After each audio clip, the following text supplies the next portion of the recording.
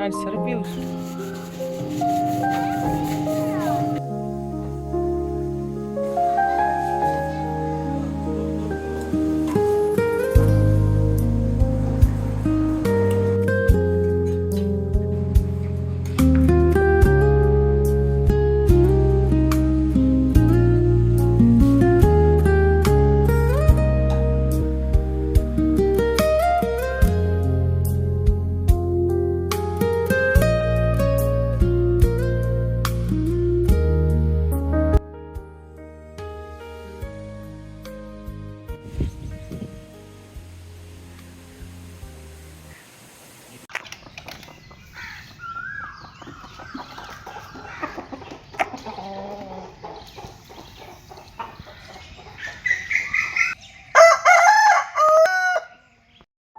अस्सलाम वालेकुम, कैसे हैं सब। उम्मीद करती हूँ सब खैरियत से होंगे। हम भी अल्लाह का शुक्र है बिल्कुल खैरियत से हैं। Welcome back to my channel. आज का व्लॉग जो है मैं सुबह से स्टार्ट कर रही हूँ। अभी मैं और मेरे हस्बैंड जो है वो बाहर नाश्ता करने के लिए जा रहे हैं। बच्चे सो रहे हैं, बच्चों को घर पे छोड़ के जा रहे हैं। और आज हमने डिसाइड किया कि हम लोग ईद पे भी कहीं नहीं गए थे, तो आज जाकर जो है हम लोग, छुट्टी का दिन है, सैटरडे का दिन है, तो हम जाकर जो है ना एक मज़ेदार सा नाश्ता करके आते हैं। और फिर वापस आके जो है ना हमने काफ़ी सारे काम आज करने थे, तो वो भी आपके साथ शेयर करूँगी। आज मैंने आपके साथ फुल डे रूटीन जो है ना वो शेयर करनी है इंशाल्लाह। और जिस तरह से आजकल हमारी रूटीन चल रही है, क्या क्या चल रहा है, किस तरीके से पैकिंग आफ्टर ईद जो है दोबारा से हम अपनी रूटीन में स्टार्ट हो गए हैं, किस तरीके से हम लोग अपनी रूटीन को मैनेज कर रहे हैं विदाउट अ हेल्पर जो है वो छुट्टी से बस वापस आने वाला है। उसके अलावा जो हम लोग पूरे दिन जो है ना वो किस तरीके से टाइम स्पेंड कर रहे हैं इस गर्मी में पैकिंग के साथ साथ, तो वो सब आपके साथ शेयर करने वाली हूँ। फ़िलहाल आपके साथ शेयर कर रही हूँ ये नाश्ता। हमने जो है वो चने मंगवाए थे, ऑमलेट थे और पराठे साथ मंगवाए थे और चाय। तो काफ़ी टाइम के बाद हमने बाहर से नाश्ता किया ना, तो बहुत ही अच्छा लगा, बड़ा मज़ा आया। टेस्ट वाइज़ जो है ना बस ओके ओके था, लेकिन बस ये है कि थोड़ा सा बाहर जाके जो है ना थोड़ा सा इस तरीके से नाश्ता करने में जो है ना वो अलग ही मज़ा आता है। कभी कभी जो है ना वो इस तरह के जो है ना हम लोग डेट कर लेते हैं एक दूसरे को। तो बच्चे घर पे थे। खैर उसके बाद हम जब घर वापस आए तो फिर मैंने कहा कि अब मैं वापस आके जो है ना काम पे लग जाती है, क्योंकि आजकल जो है ना अपने आप टाइम को बड़ा मैनेज करके चलना पड़ रहा होता है, क्योंकि गर्मी का मौसम जो है ना वो इंतहाई ज़्यादा से ज़्यादा बढ़ता जा रहा है। और आपको बिल्कुल जो है ना वो दिल नहीं कर रहा होता कोई काम करने को। ज़रा सी आपने कोई सुस्ती दिखाई ना तो बस आप गए काम से, क्योंकि फिर आपका कोई काम करने को दिल नहीं करता।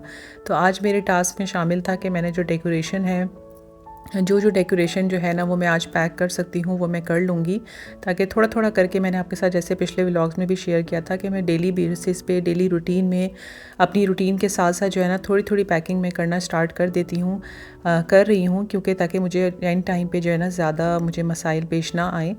तो बस कोशिश मेरी यही है कि मैं थोड़ा थोड़ा करके अपने काम को फ़िनिश करती जाऊँ, क्योंकि मुझे उसके बाद जो है ना, मैंने आपके साथ पहले भी शेयर किया था कि हम लोग जो है ना वेकेशंस पे कराची जा रहे हैं, तो उससे जाने से पहले जितना मुझसे थोड़ा बहुत हो सकता है तो वो मैं कर लूँगी। तो शुक्र है कि हमने बॉक्सेस वगैरह जो है ना सारी चीज़ों के संभाल के रखे हुए हैं, तो बस मैं उनको उनके ही बॉक्सेस में जो है ना वो पैक कर रही हूँ फ़िलहाल। और बाद में इन बॉक्सेस को हमने किस जगह रखना है, किन पेटी में रखना है या किन वुडन बॉक्सेस में रखता है, वो भी इंशाल्लाह मैं आपके साथ शेयर करूँगी। फ़िलहाल मैं इनको उनकी जगहों पे पैक करके और साइड पे रखती जाऊँगी।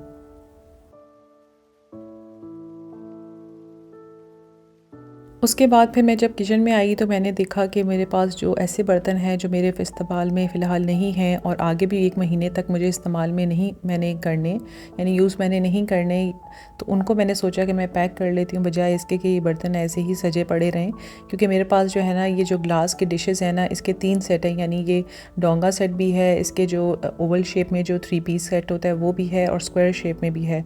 तो जो स्क्वायर शेप में ग्लास के जो ये प्लेटर्स कह लें या इसको सर्विंग डिशेस कह लें, ये मेरे पास पड़े हुए हैं, तो उसको मैंने डेली बेसिस पे यूज़ करना होता है, तो उसे मैंने बाहर ही रहने दिया है। बाकी ये जो डोंगे हैं ग्लास के, इनको जो है ना मैंने सोचा था कि ये मेरे यहाँ यूज़ नहीं हो रहे हैं, तो इनको मैं पैक कर देती हूँ। और उसके अलावा जो 3 पीस सेट है जो ओवल शेप में है, उसको भी मैंने डिसाइड किया कि मैं कर लेती हूँ पैक, क्योंकि ये भी मेरे यूज़ में नहीं आ रहे हैं। क्योंकि मेरे पास जो स्क्वायर पीस जो है ना ग्लास का इसी तरह का, वो मैं उनको यूज़ कर रही होती हूँ, तो डेली बेसिस पे मेरे वही यूज़ हो रहे होते हैं। तो बजाय इसके कि मैं सारी चीज़ें बाहर रखूँ।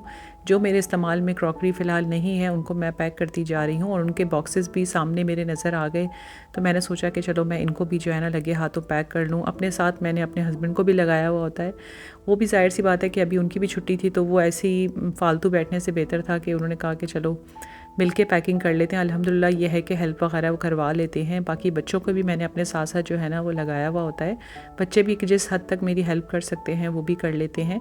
तो यहाँ पर कुछ चीज़ें ऐसी हैं जो हमारे इस्तेमाल में अभी नहीं थी, तो साथ साथ मैंने कहा जो बॉक्सेस नज़र आते जा रहे हैं, जिसका बॉक्स मिलता जा रहा है, वो हम साथ साथ जो है ना पैक करके रखते रहें, ताकि हमें भी थोड़ा सा आइडिया हो जाए कि कितनी चीज़ें हमारी हो चुकी हैं और कितनी रह गई हैं।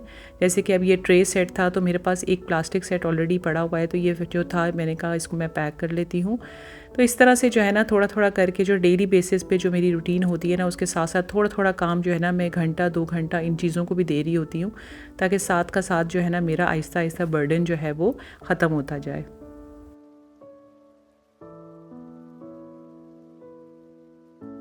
पैकिंग करने के साथ साथ जो है ना वो एक अजीब सी फीलिंग भी डेवलप होना शुरू हो गई है घर छोड़ने की, क्योंकि जब जब हमारे साथ ऐसा होता है कि हमें जब नेक्स्ट घर में मूव होना होता है, नेक्स्ट सिटी में मूव होना होता है, तो इसी तरह की जो है ना मिक्स फीलिंग्स होती हैं। क्योंकि जब हम इस शहर में, जिस शहर में भी हम लोग शिफ्ट होते हैं, तो वहाँ के साथ जो है ना हमारी अटैचमेंट हो जाती है। जब हम लोग सेट होना शुरू होते हैं तो हमारा अगले शहर जाने का टाइम आ जाता है।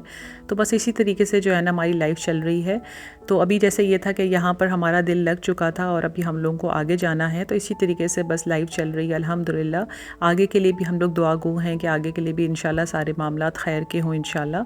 और मीनवाइल जो है मैंने अपनी वॉशिंग मशीन के लिए भी जो है ना वो हायर के जो है ना वो कंप्लेन करवाई थी, वहाँ से जो है ना ये जो इसकी टब क्लीनिंग के लिए जो सर्विस होती है ना उसके लिए मैंने बुलाया था, क्योंकि इसको तकरीबन 2 साल हो गए थे हमने इसकी जो है ना क्लीनिंग नहीं करवाई थी। तो आप देख सकते हैं इसके इतना ज़्यादा जो है ना डर्टी नहीं था, लेकिन मैंने सोचा था कि मैं यहाँ से जाने से पहले जो है ना वॉशिंग मशीन की भी जो है ना अच्छे से डीप क्लीनिंग करवा लूँगी। तो उसकी जो सर्विस होती है, ये डीप क्लीनिंग की जो सर्विस वाले जो होता है, चूँकि मशीन हायर की है तो उसकी सर्विस वालों को जो है ना आपने कॉल करना होता है, तो वो घर आकर जो है ना आपकी मशीन की सर्विस कर जाते हैं। तो हमने जो है इसको 2500 इसके चार्जेस से तो हमने भी पे किया था, और उन्होंने जो है ना हमारी वॉशिंग मशीन को बहुत अच्छे तरीके से जो है ना सारी चीज़ें खोल कर उसको अच्छी तरीके से जो है ना उसकी डीप क्लीनिंग की थी, और फिर दोबारा उसको जो है ना उन्होंने सेट करके दिया था। तो अल्हम्दुलिल्लाह ये है कि ये काम भी हमारा साथ जो है ना हो गया, क्योंकि मेरा इरादा इंशाल्लाह यही है कि यहाँ से जाने से पहले जो है ना मुझे अपने घर की ईच एंड एवरीथिंग जो है ना साफ़ सुथरी करवानी है, और यहाँ से हर चीज़ मैंने जो है ना साफ़ लेके जानी है। यहाँ से कोई भी चीज़ ऐसी मैंने नहीं लेके जानी जो गंदी हो, हर चीज़ को जो है ना मैंने साफ़ सुथरे तरीके से लेके जाना है।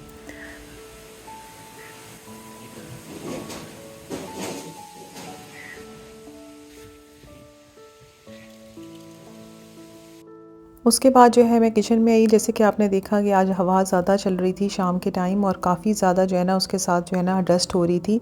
तो जब मैं किचन में खाना बनाने के लिए आई तो मैंने सारी कटिंग वगैरह पहले करके रख ली। तो जो मेरा स्टोव था ना उसके ऊपर इतनी डस्ट जो है ना वो जमा हो चुकी थी कि मेरी गलती ये थी कि मैंने जो है ना डोर और जो विंडो थी ना वो बंद नहीं की थी। वैसे ऐसे ही होता है जब भी मौसम इस टाइप का हो ना, हवा ज़्यादा चल रही हो और मिट्टी उड़ रही हो, तो मैं हमेशा किचन के डोर और घर की सारी खिड़कियाँ दरवाजे बंद कर देती हूँ।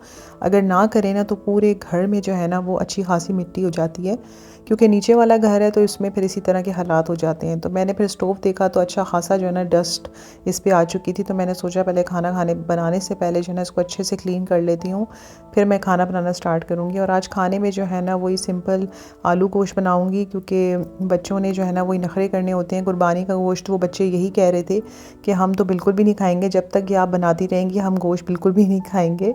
तो मैंने जो है ना आलू गोश्त मैंने इसी चक्कर में बनाया कि चलो बच्चे जो है ना वो ग्रेवी और आलू के साथ खा लेंगे। अदरवाइज़ क्या करूँ, मेरे पास बिल्कुल भी ये हिम्मत नहीं थी कि मैं बच्चों के लिए कुछ अलग से कुक करूँ और अपने और हस्बैंड के लिए जो है ना वो अलग से कुक करूँ। तो बस इसलिए जो है ना फिर मैंने यही डिसाइड किया था, चलो आलू गोश्त बना लूँगी तो बच्चे जो है ना वो ग्रेवी और आलू के साथ खा लेंगे। तो बस इसी तरीके से जो है ना वो मैंने कहा कि बस गुजारा करते हैं। तो गोश्त जो है ना मैं हमेशा जो है ना कुकर में बनाती हूँ, और आज तो मैं बहुत ही ज़्यादा सिंपल तरीके से बनाऊँगी। वैसे पहले मैं हमेशा यही करती हूँ कि मसाला जो है ना प्रॉपर तरीके से भून के फिर गोश्त डालती हूँ, लेकिन आज चूँकि जो है ना मैंने सारा दिन काम पे लगी रही तो मुझे जो है ना थकावट हो रही थी, तो मैंने कहा यार आज थोड़ा सा सारी चीज़ें इकट्ठी डाल के बनाते हैं। तो मैंने सबसे पहले कुकर में जो है ना पानी डाला है, उसमें जो तमाम कटिंग्स की हैं, प्याज हैं, टमाटर हैं, जिंजर गार्लिक पेस्ट है और तमाम बेसिक जो मसाले होते हैं ना, नमक, मिर्च, हल्दी, ज़ीरा पाउडर, ज़ीरा, ये सारी चीज़ें डालूँगी। और उसके अलावा जो है ना, जो 1 टेबल स्पून कह लें या 1 टीस्पून से थोड़ा सा ज़्यादा जो है ना, मैं कढ़ाई शान का जो कढ़ाई मसाला होता है ना, वो मैं ज़रूर ऐड करूँगी। उससे ये होता है कि फ़्लेवर जो है ना थोड़ा सा इन्हांस हो जाता है। तो अच्छा, मैं ये हमेशा इसी तरह करती हूँ कि अगर मैंने गोश्त बनाना है या चिकन बनानी है ना, तो उसमें मैं हमेशा कढ़ाई का मसाला मेरे घर में लाजमी होता है। तो उसमें मैं हमेशा 1 टीस्पून, तो तकरीबन ही ऐसा ही होता है कि गोश्त का सालन हो या चिकन का सालन हो, तो मैं उसमें ज़रूर 1 टीस्पून जो है ना एडिशनल ऐड करती हूँ। तो उससे ये होता है कि हमारा जो खाने का जो फ्लेवर होता है ना, वो मज़ीद जो है ना इन्हांस हो जाता है। तो आज भी मैंने उसी तरीके से किया था कि सारे बेसिक मसाले डाल कर उसमें फिर 1 टीस्पून के बराबर जो है ना मैंने कढ़ाई मसाला ऐड किया। इन सब चीज़ों को जो है ना मैं अच्छी तरीके से मिक्स करूँगी और फिर उसको प्रेशर दे दूँगी 15-20 मिनट के लिए। और जब प्रेशर इसका खुलेगा तो फिर उसमें जो है ना हम लोग पानी जो है ना वो सारा ड्राई करेंगे। फिर हम इसमें ऑयल डालेंगे, उसको अच्छी सी जो है ना उसकी भुनाई हम करेंगे। भुनाई करने के बाद फिर इसमें साथ में आलू डालेंगे, फिर थोड़ी सी बुनाई करेंगे। बुनाई करने के बाद फिर आपने जितना भी पानी चढ़ाना हो बस वो मैंने चढ़ाऊँगी, ताकि जो आलू मैंने डाले हैं ना वो अच्छे से टेंडर हो जाएं। और फिर जितनी भी ग्रेवी आपने रखनी है ना, उस हिसाब से आप पानी को एडजस्ट कर लें। तो वैसे आलू को जो होता है ना, वो उसका जो ग्रेवी होती है ना, वो बहुत ज़्यादा थिक अच्छी नहीं लगती, थोड़ी सी पतली अच्छी लगती है।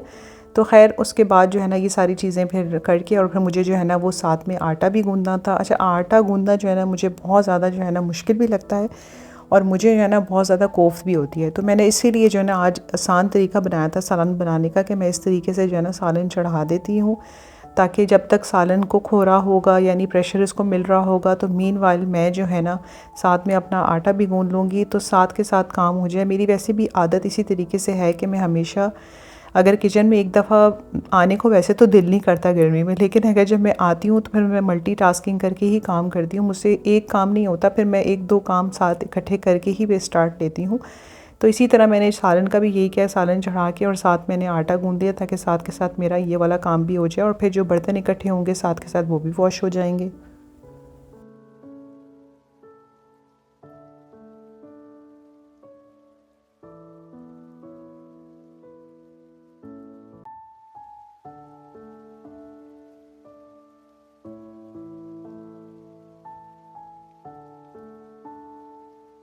जितनी देर में मैं आटा गूँध रही थी उतनी देर में जो है ना प्रेशर इसको मिल गया है गोश्त को, और ये गोश्त जो है वो अच्छे से टेंडर हो गया है। अब मैं दोबारा से जो है ना इसमें जो थोड़ा बहुत पानी रह गया है ना, उसको मैं अच्छे तरीके से जो है ना मैं ड्राई कर लूँगी। जब अच्छे तरीके से जो है ना मैं ड्राई करूँगी ना, तो इसमें जो टमाटर प्याज जो ऊपर ऊपर नज़र आ रहे होते हैं ना, वो भी अच्छे तरीके से जो है ना सही फ़ाइन पेस्ट टाइप बन जाएगा। तो इसका अच्छी सी भुनाई करना बहुत ज़रूरी है, थोड़ा सा ही पानी है। और साथ मैंने आलू भी काट के रख लिए थे। तो अच्छी से इसकी भुनाई करने के बाद जो है ना हम इसमें ऑयल ऐड करेंगे। फिर ऑयल के साथ दोबारा हम इसको अच्छे से जो है ना भुनाई करेंगे। इसकी अच्छी भुनाई करना बहुत ज़रूरी होती है, तभी आपके सालन में जो है ना अच्छा फ्लेवर आता है। और वो जो कहते हैं ना ऑयल की तरी ऊपर आना, वो तभी आती है अगर गोश्त या चिकन की अच्छी से भुनाई की भी हो। तो साथ ही मैंने जो है ना, क्योंकि गोश्त तो टेंडर हो चुका था, आलू ऐड कर दिए, इनकी मैं अच्छी से भुनाई करूँगी। उसके बाद फिर मैं इसमें पानी ऐड करूँगी और फिर उसको जो है ना मैं पकने के लिए छोड़ दूँगी। और साथ ही जो है ना मैंने चपाती भी बनानी थी, मैंने कहा लगे हाथों जो है ना मैं चपाती भी बना लेती हूँ। अच्छा, ताज़ा आटा का जो है ना चपाती बनाना मुझे थोड़ा सा मुश्किल लगता है, क्योंकि वो ज़्यादा जो है ना चिपक रहा होता है, हाथों को लग रहा होता है। लेकिन अभी मेरे पास टाइम नहीं था, तो मैंने सोचा बस मैं साथ साथ जो है ना चपाती वगैरह भी बना के रख लेती हूँ। और उसके बाद फिर जो है ना, क्योंकि अभी हम लोगों की जो छुट्टियां चल रही हैं ना, उसमें हम लोगों ने रूटीन थोड़ी सी इस तरह से रखी हुई है कि हम लोग जो है ना ब्रंच टाइप करते हैं और फिर डिनर करते हैं। शाम में जो है ना हम लोग लाइट कोई स्नैक ले लेते हैं, या वाटरमेलन या कोई फ्रूट टाइप, इस तरह की रूटीन हम लोग फॉलो कर रहे हैं। लंच हम लोग प्रॉपर नहीं करते हैं, इसलिए जो है ना हम लोग का जो डिनर होता है ना वो अर्ली हम करते हैं। तो जैसे ही मेरा सालन बस बनता है ना, मैं साथ ही चपाती बना लेती हूँ, और फिर हम लोग खाना तकरीबन जो है ना मगरिब की नमाज़ के फ़ौरन बाद जो है ना हम लोग खाना खा लेते हैं। इससे ज़्यादा जो है ना हम लोग खाने को लेट नहीं करते। तो बस जल्दी जल्दी जो है ना मैं यहाँ पे चपाती भी बनाती जाऊँगी। आप लोग बताएं कि आप लोगों की समर्स में जो है वो क्या रूटीन होती है? आप लोग ब्रंच के बाद जो है वो लंच वगैरह करते हैं, या ब्रेकफास्ट करते हैं, लंच और डिनर दो तीनों करते हैं? किस तरह से आप लोग अपनी रूटीन को मैनेज कर रहे हैं, मुझे ज़रूर कमेंट बॉक्स में बताइएगा। मेरे लिए तो आसान यही होता है, क्योंकि बच्चे घर पे होते हैं, लेट उठते हैं, तो हमारे लिए फ़िज़िबल यही होता है कि हम लोग ब्रंच टाइप कर लेते हैं और उसके बाद जो है ना अर्ली डिनर करते हैं।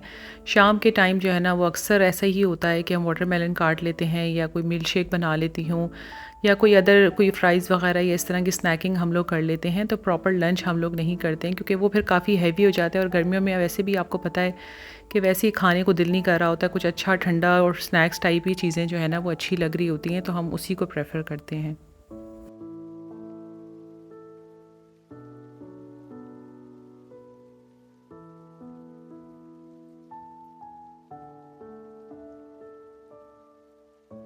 खाना जो है ना वो बिल्कुल रेडी हो चुका है, रेडी टू सर्व है। अब मैं खाना वगैरह जो है वो सर्व कर दूँगी। नमाज़ मैंने पढ़ ली थी, नमाज़ के फ़ौरन बाद जो है ना मैं खाना लगा देती हूँ क्योंकि बच्चों को इस टाइम पे जो है ना वो सख्त भूख लगी हुई होती है। तो खाना जो है हमारा ज़बरदस्त किस्म का आलू गोश्त बिल्कुल रेडी है। अब मैं खाना लगा लूँगी, हम लोग खाना वाना खाएँगे।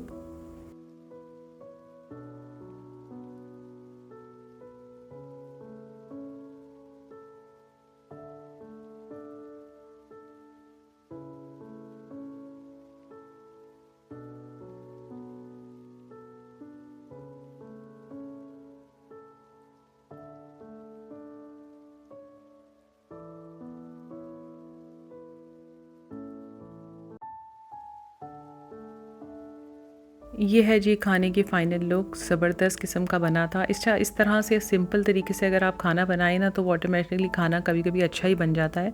और अगर आप प्रॉपर तरद्दुत के साथ खाने को बनाएँ ना तो फिर उस खाने में जो है ना, मेरे साथ तो ऐसे ही होता है कि वो उस तरीके से नहीं हो रहा होता। बहरहाल तो यहाँ पर जो है हम खाने-वाने से फ़ारिग होके आजकल मैंगोज़ बड़े मज़े के आए हुए हैं, तो हमने मैंगो खाए। बच्चे बाहर चले गए थे आइसक्रीम वगैरह खाने के लिए। इधर पास ही हमारी कैंटीन है, वहाँ चले गए थे, तो मैं और मेरे हस्बैंड ने बैठ के यहाँ पे मैंगो एंजॉय किए। तो ये थी हमारी आज की वीडियो। आई होप आप लोगों को पसंद आई होगी। अगर अच्छी लगी है तो वीडियो को लाइक करें, शेयर करें फ्रेंड्स एंड फैमिली में, और चैनल पे अगर फर्स्ट टाइम विज़िट कर रहे हैं तो सब्सक्राइब करना मत भूलिएगा। इंशाल्लाह मैं अब आप लोगों से नेक्स्ट वीडियो में मिलूँगी। तब तक के लिए टेक केयर, अल्लाह हाफ़िज़।